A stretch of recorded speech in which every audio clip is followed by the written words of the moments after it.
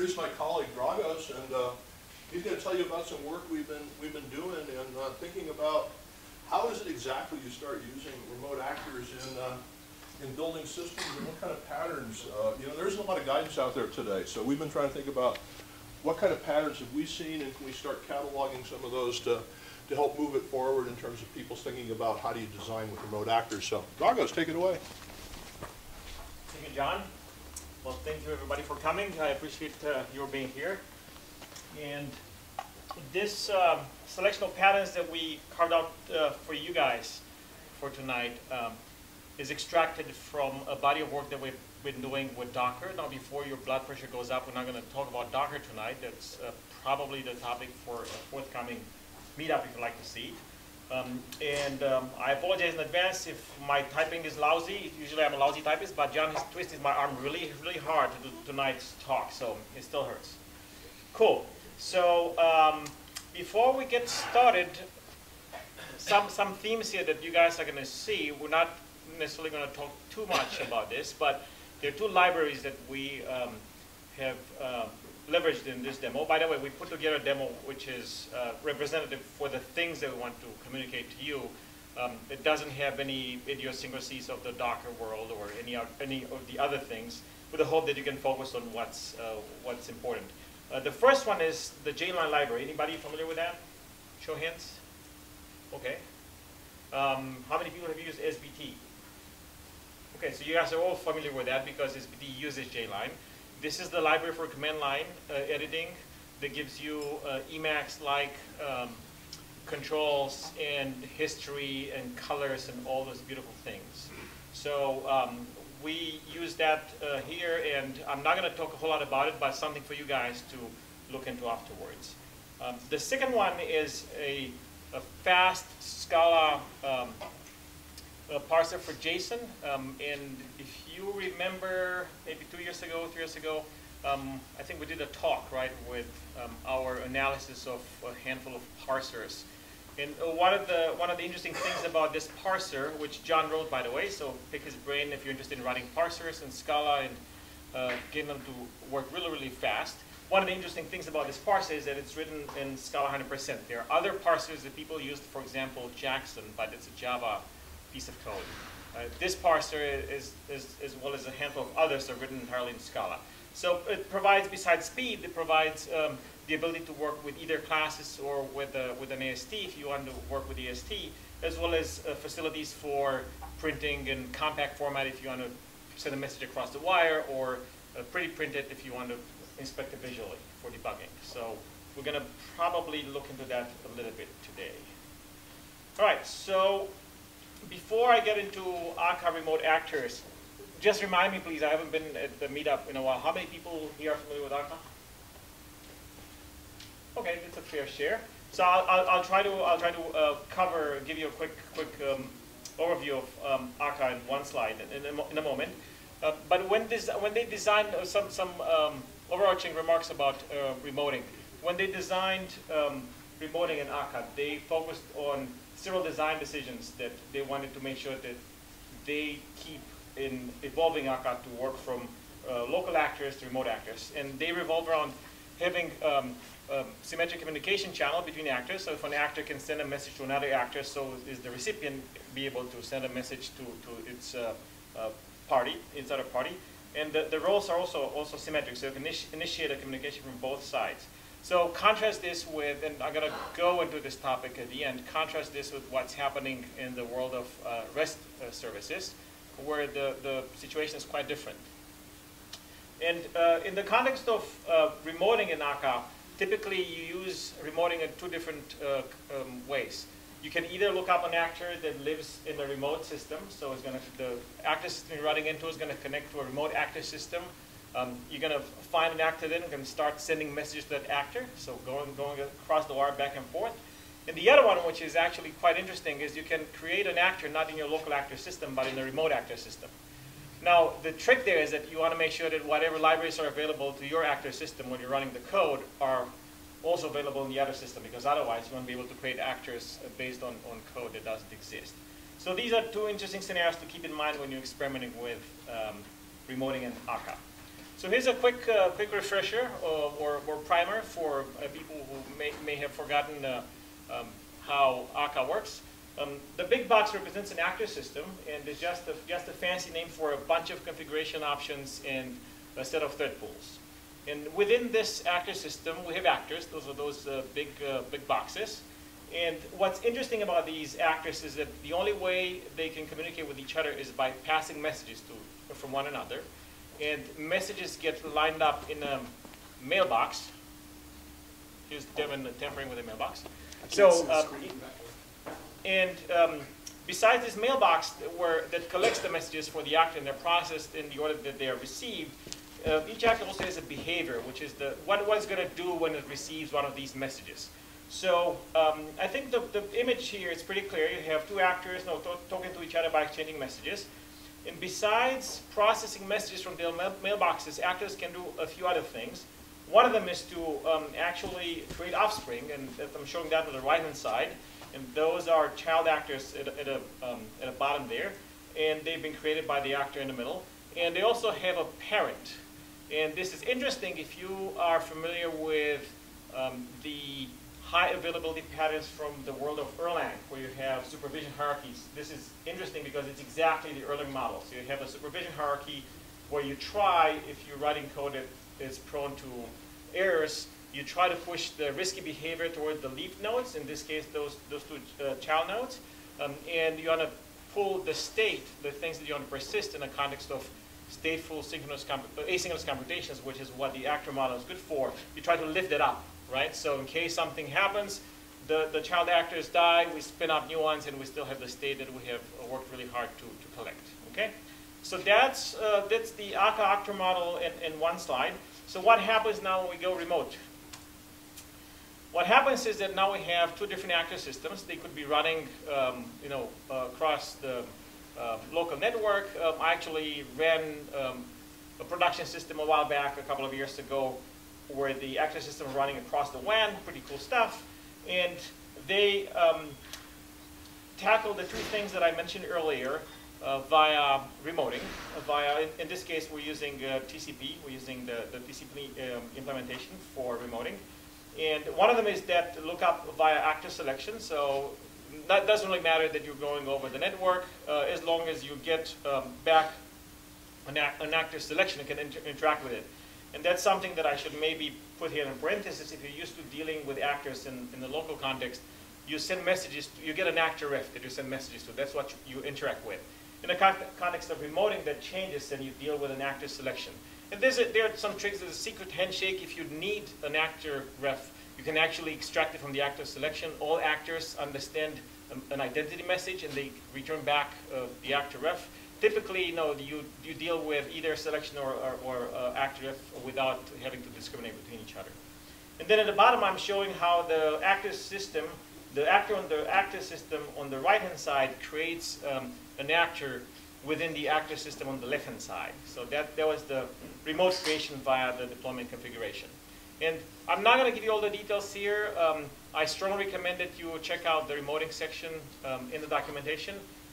There are links at the end of the deck, and we'll make the deck available for you guys to peruse. Okay, so now I covered for you, I hope I refreshed your memory about actors and actor systems. I tried to paint the broad picture about where remoting fits in place. And before I proceed, I want to ask John whether there's anything else that's worth mentioning right now. Okay, carry on. You had mentioned the case when the child dies born born. What happens in the case when the child becomes an orphan?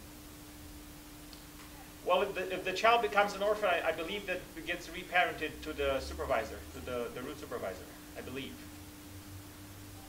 You typically don't, if you end up in that situation, you have not properly implemented error kernel pattern. You want to push the dangerous behavior towards the leaf such that the parents don't die. Okay? But I'm not going to talk about supervision right now. I'm going to switch gears to remoting. There's definitely something that you want to keep in mind, because when you bring remote into a table, you have to deal with networks, network failures, and the error kernel pattern comes in really handy. Cool. So, one other thing quickly to show you if you want to get started, if you're itching to get started now before you get home tonight. This is a fragment of the application configuration file that you need to inject in, and this basically is going to get you to remoting. So what happens here is that the provider is no longer the local ActorRef provider, is the remote ActorRef provider. So it's all in the config file, and then the remote section there configures the transport, which for the moment I believe they support only TCP, right? So for the moment just TCP, and then the name of the host where this actor system lives and the port. And the ports need to be unique, even if you have different actor system. If the names are different, the ports still need to be unique because each actor system expects to have its own port. So with this in place, you're ready to go. So let's start really simple, and I'll switch now between these bubble diagrams and code and samples. Let's start really simple. I'm not going to spend a whole lot on this diagram. Basically, it's a fire and forget model. I have a client actor and I have a server actor. And by the way, I'm using this client server just to draw a parallel with HTTP because of what I discussed with you earlier, because this symmetric relationship, each of them can play the role of a client or a server. So it really doesn't matter. In this case, I'm just showing who initiates the communication. So in this case, the client actor is going to send a message to the server actor. And by the way, for all the examples that I'm covering tonight, the messages are JSON. And this is the tie into the JSON library. We found JSON very useful for these types of things. You don't have to deal with schemas or other things. You can iterate quickly, and you can also inspect it visually in the debugger. Okay? So we really don't care in this scenario. It's a fire and forget scenario. We don't care whether the server actor receives the message or not. And we assume that as soon as it receives, the message is going to do some work. Maybe record something, right? I really don't care about that. So let's look at the code, and I'll switch. Let's start it first. So I have two tabs here. I'm going to start my server. And I color-coded them. I apologize if the contrast bothers you. I have color-coded them so I know which tab I'm in without having to read a whole lot. So the server's up and running. So I have one actor in an actor system up and running. And I'm going to go now in another terminal. And here I'm starting up another actor system. And before I forget, I am showing here the config file. So we see that this actor system runs on localhost and it's on port 9001, okay? And then in this other terminal, I have also localhost and the port is 9000. So each actor system has its own port and they talk to each other. They know about each other by the host name and the port. Cool, so we have the server actor running and the client actor running. And now I'm going to start showing you some of the things that we talked about with JLine. So I have just like in SBT, if I press tab, I get to see what commands are available to me. And this code, I'll quickly go over that. This code here that programs what are my valid completions. So let's start with one way. So that's tab completion in action, pretty cool. And I'm going to say, hey, if one way, fire and forget, the client really doesn't care what's happened to the message, and iTerm tells me that, hey, there's been activity on this tab, so let's see what happens. So I see the server telling me that, hey, I got it one way, so I processed it. So whatever we want to do with that has happened. You guys remember when we send messages in Akka, the message sends are asynchronous. That code doesn't wait. The message is just fired off, and we move forward. Okay? So let's look at the code now. Let's see how much of that you can see. Is that font readable? Sure. So let's go. I'm going to start with the client here. How's that? Better? Cool. So this is the client. Standard object, singleton object with the main entry point. We create the actor system. We create this client actor, and this is the console reader that does our command line handling, and these are all the commands. You guys could look online for the Java doc and see how the completion works. Basically, here's the prompt. We're going to clear everything that may have been left over because we're going to change these completers, and then we program. These are the valid things that now with tab you can complete, and everything else happens magically. Cool, so I have typed here one way, so we're in an infinite loop here until we exit, right? So I've typed one way, so what's happening, we're going to send this client actor a particular message. So this is a Scala class now that we're going to send as a message, Scala case class, okay? So let's look into that. So I switch now to, this is actor code. So we're going to look into its, just to give you a quick tour, so nothing fancy. This is the actor selection, the equivalent of an actor if when we use remoting. And I know the port, I showed it to you earlier. I'm running a local host, so it's all fine and dandy. I can actually, I'm connected, but I could unplug the wire, it doesn't really matter. So we are in the actor receive loop, and we get this one-way message, right? It's a partial function. We're going to fall on this branch, and then we call send, which we're going to go into in a second. And we're sending this, here we're building a JSON object, right? So we have a JSON object that has two fields, a command and a message, and the command is text is just one way, and the message whatever we pass, right? So if I go here and I say, let's see, one way foo, this guy got foo, right? So it really doesn't matter. You can use your imagination to fill in whatever JSON you want to send to the other side, okay? So we are here, so let's look at what this send does.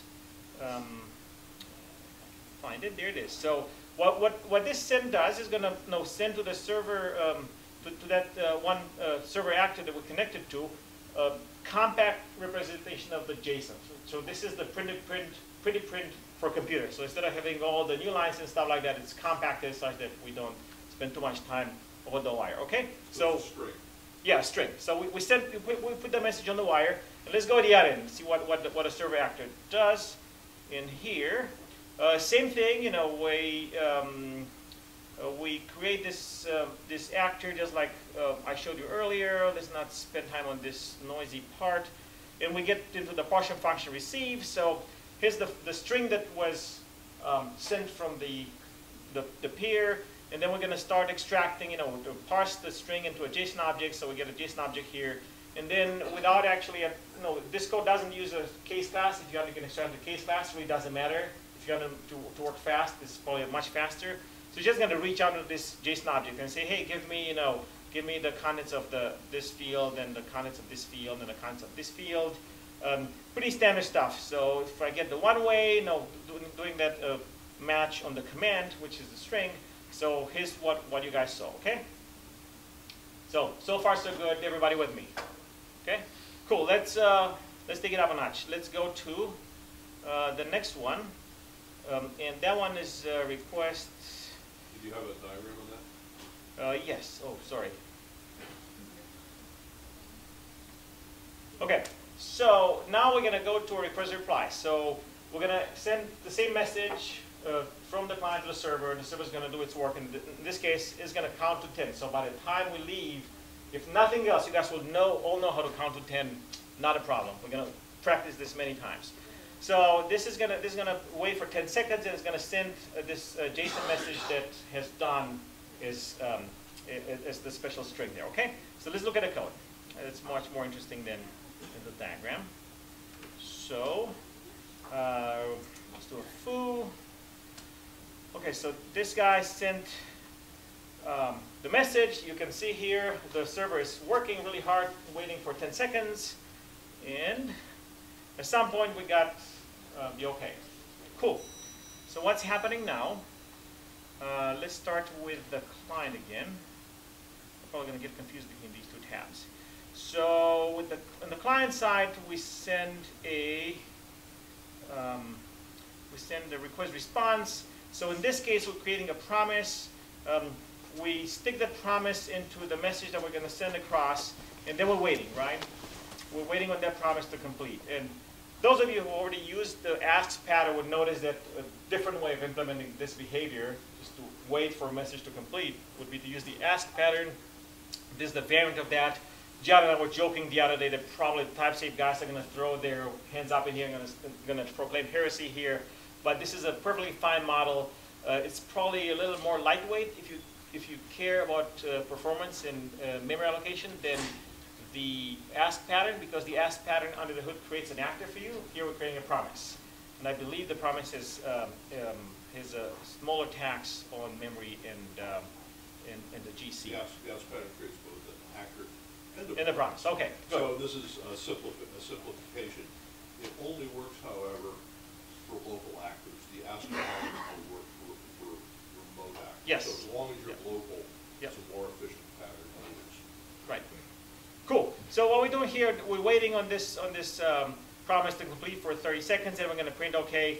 For the moment, bear with me. There are no failures. Okay. So we're going to assume that everything is fine and dandy. So what's happening at this other end? Yeah. Let's go here too. So I've got a request response, right? So here's the message. There's the results. So we are creating. One of the things that we need to keep track of now, because we're processing all these requests and responses asynchronously. So while this response is being processed, the actor may receive other requests. So you have multiple of those in the air. How do you know which one marries which, right? So what you're going to do, what we're doing here, we're using this correlation ID, and we have, for the sake of this example, we have a mutable structure. We're going to record the pair for each. It's a hash map, right? So we're going to use the ID as the key, and the request as the value. And remember, the request was holding the promise. So when the response comes back, we're going to complete that promise. Okay. So this is our recording the pair of the request with the correlation ID, and just like above, we're sending a JSON object across, right? So the send is right here. It's just doing the pretty print in compact form. Nothing fancy. Nobody's going to give you any words for this kind of behavior. But what's happening at this point here, we're going to respond now back to the sender, and in this case, we're assuming that everything is going to succeed. So this can fail a flag, which is here for illustration purposes only. But we say we're not going to fail. So everything unfolds according to plan. Let's move now to failure. Do you want to leave the respond code just for a second? I'm sorry? Why don't you leave the respond code there as well, just to see what the contents of the respond Sure. operation is. Just That's the first use of that. that's it. So it's similar to what was happening the other way, on the way out, right? So we're just compacting that JSON object. Except the sender came in, when the message comes in, it has a return address on Yes. the sender's Yes. return address. And by the way, just to be pedantic, sender is probably, oh, you passed it here, okay. I get all these warnings. The sender should be, it's actually a function. Somebody passes a parameter that Yeah, materializes yeah. the result function. Okay, so let's go to the next model, because this is fairly simplistic, and all of you who build distributed systems are going to tell me, well, what do you mean a request response with no failure? You do responses all on the client side. We haven't seen before how to not disrupt. Sure. It's sort of symmetric with the other side. This guy? Yeah, up on the line here. Yeah, right there. So that's a string coming back from the server's client. Yeah. So let me connect that too. So we have this sender compact here, right? So we're getting a string representation, compact string representation of the JSON response sent back to the sender. The sender is going to receive a string. Does the same thing that you've seen before. We parse the JSON, we extract out the command and the ID, and then it's going to dispatch. It's going to find what's the request info corresponding to this ID, the correlation ID, and then when depending on what the command was, it's either going to we're going to go into this code in a moment. But in this case, we're going to discard that because the message has been completed, and then we're going to complete the promise. So far, so good. Okay. So that await there completes, and we see the message that we saw here. That's what happened when that promise completed. So let's go with this, and I'm going to try it. Let's try with failure first. Let's try it also with success. With failure. So basically, we have hard-coded now a test that if the message that we're sending here, in this case is going to be failure, contains a substring fail, the other side is going to throw an exception. So we're going to see the behavior that would fire off if there's a failure. So while I'm waiting on this guy, I'll show you that the server side is working again. Waiting 10 seconds, and we got a failure. So let's look at that really quick. And then I'll show you another interesting thing that happens here. So on the client side, we sent this message, and we're gonna send our client actor this request response fail. Same thing with the message that was sent over, in this case failure, and the promise. The client actor now does the same bookkeeping of recording the request info keyed by the correlation ID and sending across the message that's the string representation, compact string representation of the JSON. So let's look on the other side. So on the other side, we are doing this respond, which is going to look into, hey, do I have a fail in between somewhere there in the where is it? Sorry, this act is gonna try to find a fail string in the message that was sent, and if it finds it, it's gonna, yeah, this guy, right? So we're throwing an exception on the server side, right? So this code is going to fail. And then we're going to catch it here, right? So this is the exception that we catch. And we send back to the sender another JSON message. So we assemble the JSON now that contains information. Hey, you have a failure, and this is the correlation ID for the bookkeeping that's happening in the other end, and this is the message corresponding to the failure. So very, very straightforward. The key thing here is that we're still using the same communication for both success and failures, and we discriminate between these two types of response messages using this field in the JSON, okay?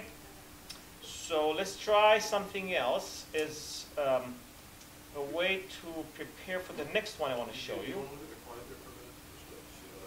Sure. The client or the server? Okay. So the client was going to go. Remember, we sent a fail, so this is going to take out the correlation ID from the hash map, and it's going to fail the promise. So what you saw there in the terminal, this failure message was caused when that promise failed. Okay. So no server. So I'm gonna trigger this message again. And if you time it, you're going to see that we're waiting for about 10 seconds, which is what the timeout was configured for. And then we're going to have that error reported after 10 seconds.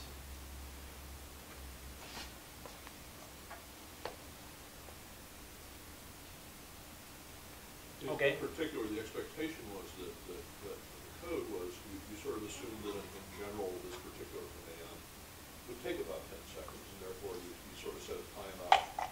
But it should take less than 10 seconds. You set a timeout at 10 seconds, and if it doesn't respond in 10 seconds, well, either something went wrong.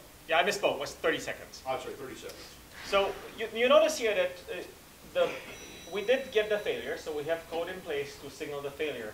But the drawback is that the code waited for as long as the timeout period was configured. So in this case, 30 seconds. And I asked Robert over here if we're going to have our backend services waiting for as long as we configure the timeouts. His page is going to turn red hot in the middle of the night, so he's not going to like it. So what's a way of dealing with these kind of things in distributed systems? And I'll answer that as soon as I start the server again, and I'll show you another pattern. So here's the server up again. And while it's starting, let's resume this thing. Okay, so this was the request reply that you saw. This is the failure that you saw. So again, the red arrow there shows the failure message that we sent back. And now, if this server is not there, we have the timeout that's going to kick in, and we don't want to wait for 30 seconds to do that. So we have this other pattern that we named it the request reply with ACK. So what happens is that as soon as the other party receives a message, it's going to send back an ACK. And as soon as the sending party sends that message out, it's going to start a timer. And that timer is going to go off in a time after an interval that's much shorter than the timeout, such that I know immediately, or as soon as possible, that the remote party has not received my request. Make sense? So in this case, you have the first request message being sent from the client to the server, and as soon as the server receives the request, and before it starts processing, it's going to act back to the sender, to the client, that, hey, I got a message, so I'll be busy working on it. And as soon as that acknowledgement arrives on the client side, the timer is going to be canceled. So let's look at that code. First, let me give you a demo, and then we'll look at that code. And let's start. Maybe I should not have started. Maybe I misspoke.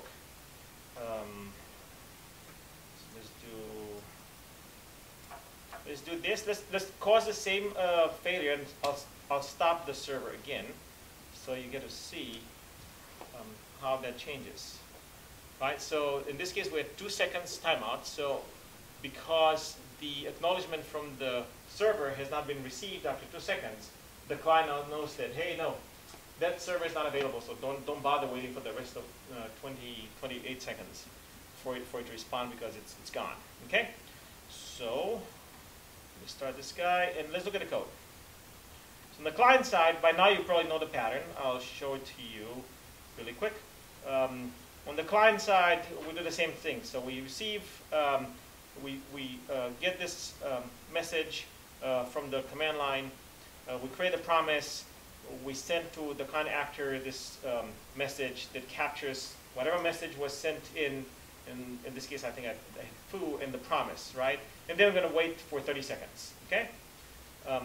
And the actor, what the actor is going to do is going to do this bookkeeping, recording the correlation ID and the request info, and is going to send the JSON object to the other side, and we have to keep track of the cancellations too. So this piece of code here returns a cancelable, an instance of a cancelable that I could actually use if I ever want to cancel this timer. So the timer is going to go off in 2 seconds, but I have a mechanism to cancel the timer in case I don't need it to go off. Okay, so I record those in this other mutable collection. It's a map that maps from the correlation ID to the cancelable action. Okay, so what happens? I have 2 situations now, right? So one of them is that the server is down, just like in the example that I showed you, so it never responds. So in that case, after 2 seconds pass here, we're going to send to this actor the ask timeout message, passing the correlation ID with the message that has caused it to timeout. Okay, so we're going to fall back on this branch. So what this does is going to fail the promise, remove it from the hash map, as well as remove the cancellation from the hash map. So I have 2 hash map, one with the request info and one with cancellations. So because I have failed this message, I remove it from both sides. Okay, so this is the failure case. For the happy path, we get back an ACK. So what we need to do now is, no, the server has responded, it's processing the message. I no longer need the cancellation to go off. So what this code does is going to go and cancel the timer. So we're going to go to this map, we're going to pull out the cancelable action corresponding to that correlation ID, and we're going to cancel it and then get rid of it because it's no longer useful. Okay? So this code executes as soon as the remote party acknowledges that it received the message. Now it can take its sweet time to complete it, whatever we have it configured. But by the time I get this message, I know that the other side has received it. Okay? John, anything else on I think you covered that pattern. On the act? Okay. So, next one that we have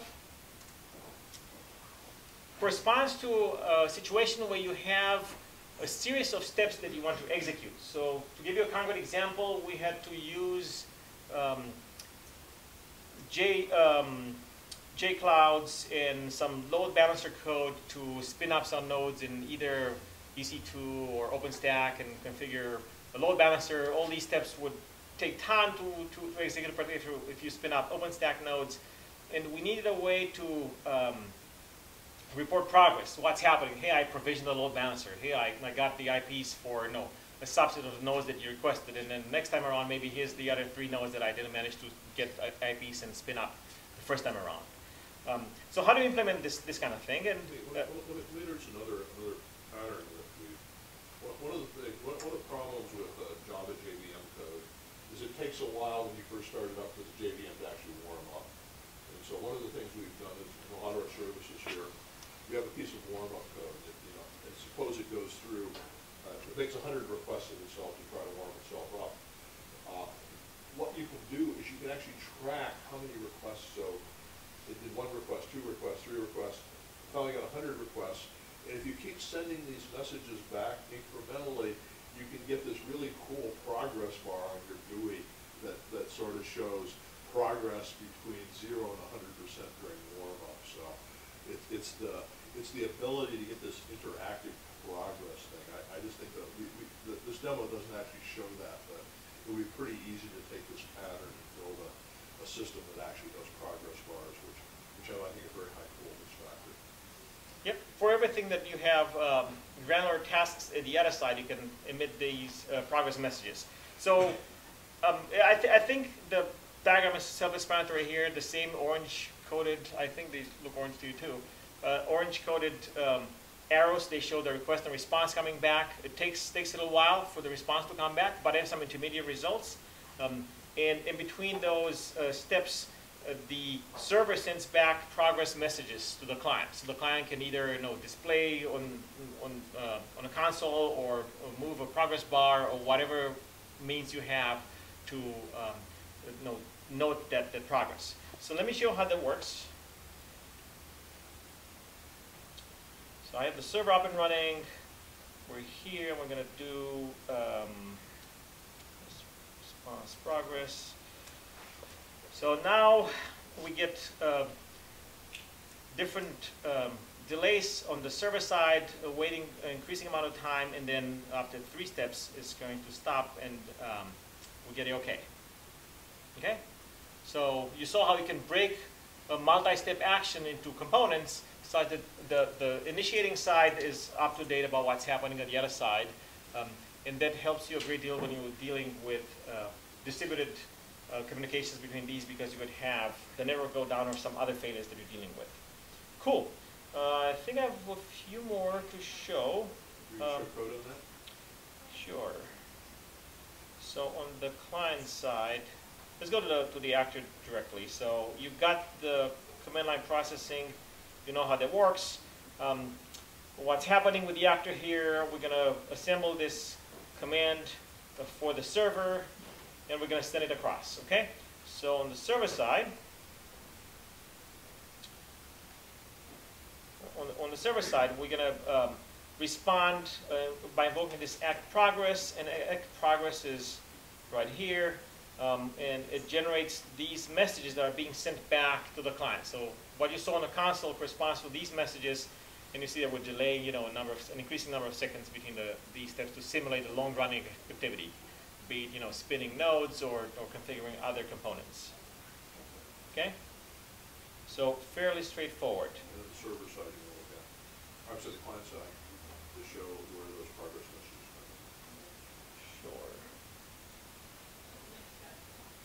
So that's the arm of the partial function in dispatching the message that deals with the progress messages. And if you remember, they were color-coded blue, and there's the magic that makes them color-coded blue. And so just an extra comment. This is sort of a quick and dirty actor thing now. In practice, what you probably want to do is pass a callback function as part of your original request, so that the callback function, you get called back for each of them. And so you can add that to the case class for the original request message. and then you can actually plumb a set of arbitrary external things. This was a quick and dirty way of showing it, but obviously, I mean, a lot of this code here, you can obviously refine it a lot as you go into practice. Once you see the basic pattern, you can start refining it. This is not meant to be all of the production code as much as a sense of how you might start, what kind of patterns you might start with, and obviously you'll take it real code and extend it a lot. Yes, I should have started with a disclaimer. No, you can try this at home, but don't try it at work, because you're going to get in trouble. All right, so moving right along. I think we're just about there, so bear with me. The next one that I want to cover with you is something that entails an interaction between the client and the server. So sometimes the client asks for something and the server is going to maybe provide a set of options, and the client is going to then maybe pick one and drill down. So imagine an interactive session between the two, and that's exactly what I'm going to demonstrate to you. In this box here, the box in the middle is repeated 2 times. I didn't have the real estate space to expand it to the right. But basically what happens is that the server actor receives the request, is going to send the query message back back to the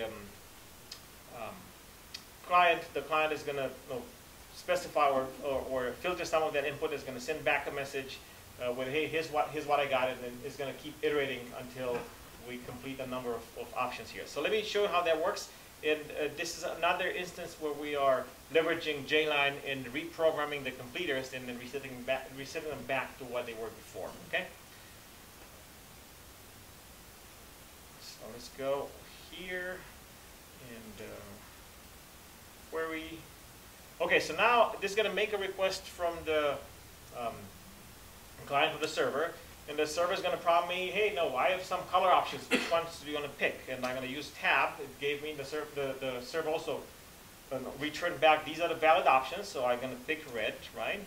And then it's going to prompt me for the direction. Again, I had another round trip between these two, and the server provided the direction, and these are the possible values. Here they are, and I'm going to go, let's go west, still sunny, and boom, we got it processed. So we have this ping pong between the two with the client making a request, the server, here's a value, here's something that I want from the user, and a set of specified values. The user makes a selection and then iterate like that. So these are not necessarily restricted to the user interaction. You could imagine maybe you're provisioning nodes, depending on whether you're going to go to EC2 or OpenStack. Each of them have different flags and different options. So depending on which one you're going to go with, you may be part of this dialogue, going back and forth and filtering down and narrowing the options. Another example is people who are familiar with HTTPS. They're actually, there's a similar thing going on. The client and server basically send messages back and forth to each other saying what protocols and what crypto suites are you able to talk. And so this is the actor sort of equivalent of doing that multi-directional exchange to try to get agreement. There's lots and lots of places where, we can talk about 2 of them here, but there's lots of other places where this kind of multi-step interactive pattern is actually very, very useful. Absolutely, definitely you can use it for a handshake. Okay, so I think we have one more. Can you show the code? Let's look at the code too, yeah.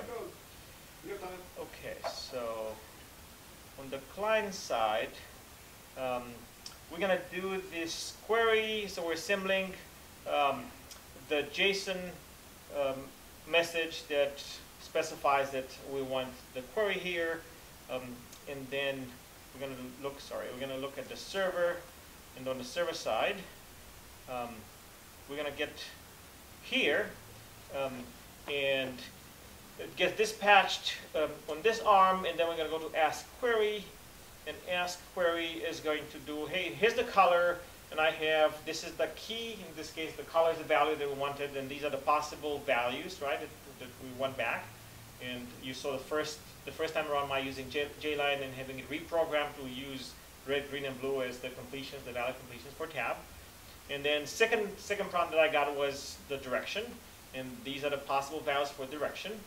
And at the end, we are done. So it's that last message. Comment on that. One of the cool things are, this example doesn't do it, but it should be fairly obvious, is I can use the response on color to actually select what the next question is. In this case, it always asks the same question, but you could actually conditionalize based on the response to the first one. So you actually do things like decision trees as well, where each of these steps adds a little bit of additional information.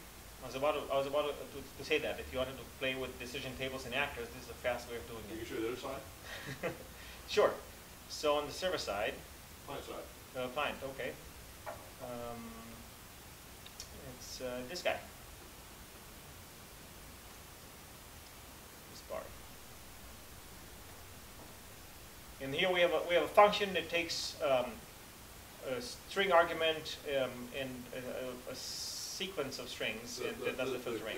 What happens is, this is what I was talking about before, the callback function is actually passed in as part of the original message and is recorded. So when I get the response back, it knows about the callback function. In this case, the callback function is one called the query func that says, given this name and a set of optional values, which one did the user actually choose to do? So again, the sky's the limit here. It's up to you to wire in whatever kind of behavior you want once you get this pattern going. Okay, I have one more. Let's go to the last one here. So the last one pertains to long polling. So you want to have updates, periodic updates from the server side as it's running some activity. There are multiple examples for this. The one that we ran into recently was a similar mechanism that etcd, the database that comes with CoreOS and Kubernetes are using for orchestrating things. etcd uses long polling. There's a common technique. You know, I'm sure you've seen it many times. How do you implement that with actors? And we have a quick demo here, and I'll walk you through the code. Let's see. I still have this up. So we're gonna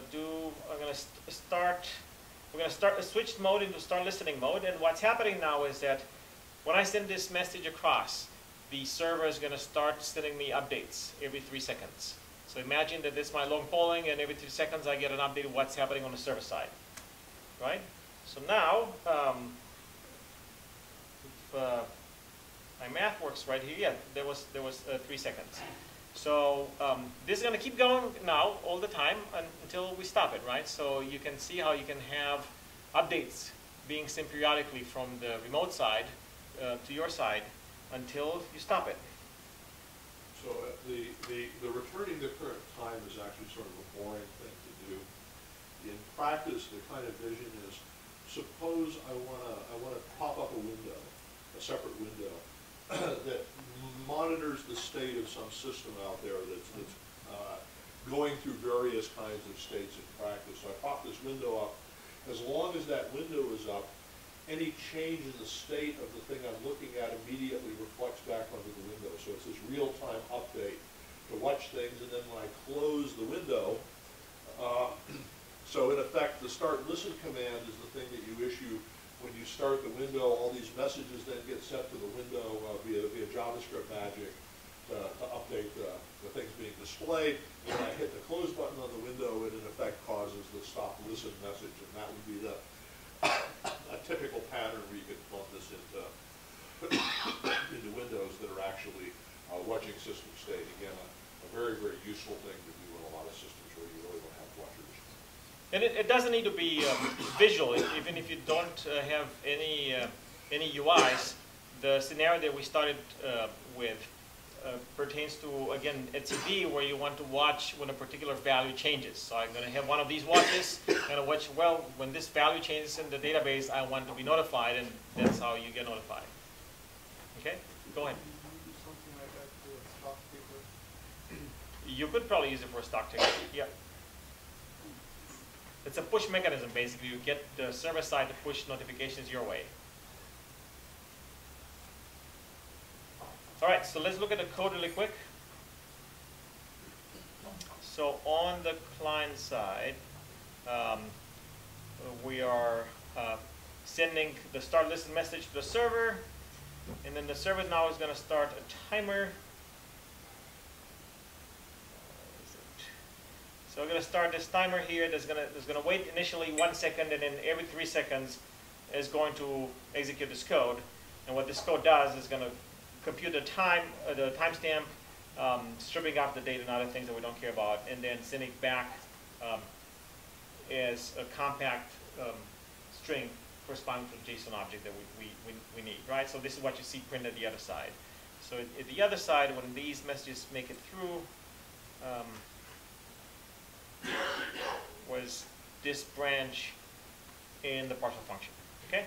Again, that would be hooked up to typically something external as opposed to just a print line for the demo there.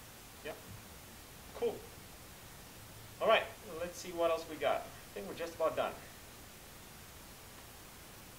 So, what we showed you so far is just scratching the surface. There are a lot more patterns here, and you're moving to actors that are fully symmetric, and they can play both the role of a server and the client. In other words, they can, both ends can initiate a communication. Opens the door to other interesting patterns that you typically don't get to see in the HTTP world. So some of the things that we have here are, and we have not showed them, we use them in our code. No, I sort of cheated. I showed you that all these requests go make their way from the client to the server and nothing fails. In real life, you know, you should laugh in my face like, no, that's never going to happen, right? And that never happens. So what typically you do, you have timeouts and you keep trying until you get an act from the other side. So we haven't shown that pattern. It's a common pattern that's used many different places. Another one is sort of this transitive messaging that we have a remote actor talking to a remote actor A talking to B, and then B talking to C, and then C can respond straight to the first actor A, bypassing B altogether because you have network hops in between, right? So you can short circuit that way. I haven't covered anything on routers. If you guys have used routers with local actors, they work equally well with remote actors. And it can implement your fancy load balancing between actors and doling requests to different actor systems. Pretty cool. And if you guys are interested in brainstorming with us and extracting more of these patterns, suggestions are welcome. Happy to collaborate with you and see what else we come up with. So to summarize this, I sort of wanted to open it to the floor here and see your reactions too. I'm trying to draw a parallel between what we have shown with remote actors and what people typically do with HTTP, because that seems to be lingua franca these days. And frankly, I'm hoping that by showing you the examples that we covered today, you would start investigating whether you want to leverage some of the benefits that you get from remote actors in your applications. So we started with the symmetric nature of the actor model and how the Akka designers have bent over backwards to provide a uniform API, regardless of whether you're talking to a local actor or a remote actor. You remember that config stuff that I show you? The interaction patterns are very different than what you see with HTTP. And the protocol is just whatever actor selection or actor F, you send a message with a bang sign, and that's about it. There are some caveats here, and I know that TypeSafe, you can talk to John about this because he's been not following up with TypeSafe. Right now they are working on upgrading the implementation such that would work well with NAT, Network Address Translation, as well as with load balancers. Right now, as is, the unreleased code is going to give you grief. So if you have a load balancer between your actor systems, you may want to look into alternative implementations. And contrast all these things with HTTP. It's asymmetric. The interaction patterns, look at REST, and that's pretty much it. The benefit of going that route, the well-trodden path, is that everybody and their brother speaks REST. So very easy to ramp up, no ramp up typically. But at the end of the day, the question that you should ask yourself is that, does it really make sense for me to use a protocol that was designed for moving text documents back and forth to do these kind of asynchronous patterns between distributed systems, or should I leverage something different like what I showed you earlier today and some of the scenarios that we've been discussing here? Okay.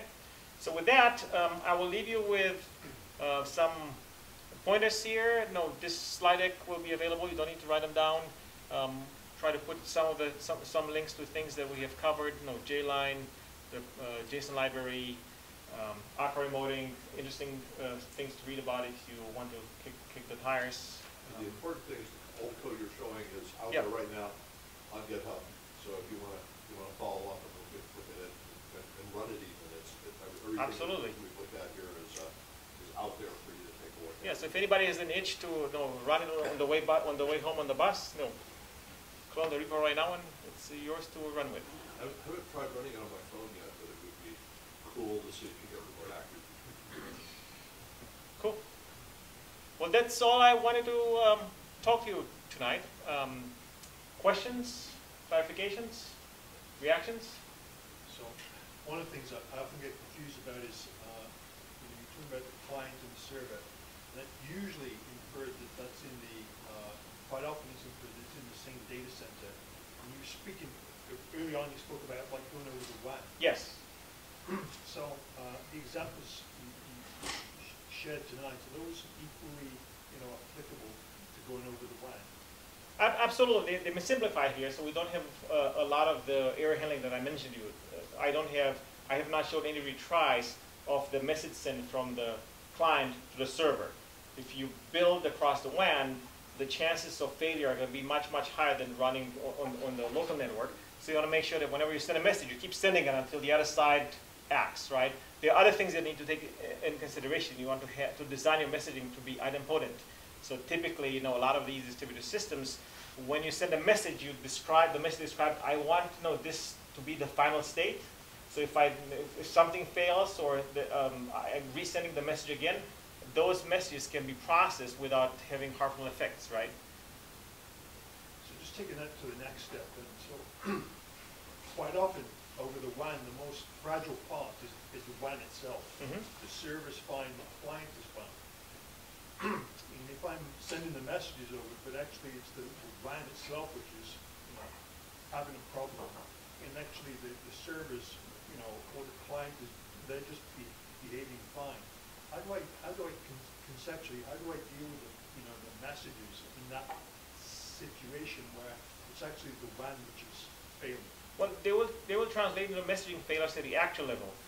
Remember, one of the tenets here is that the protocol is uniform. It doesn't distinguish between I'm sending a message to a remote actor or to a local actor.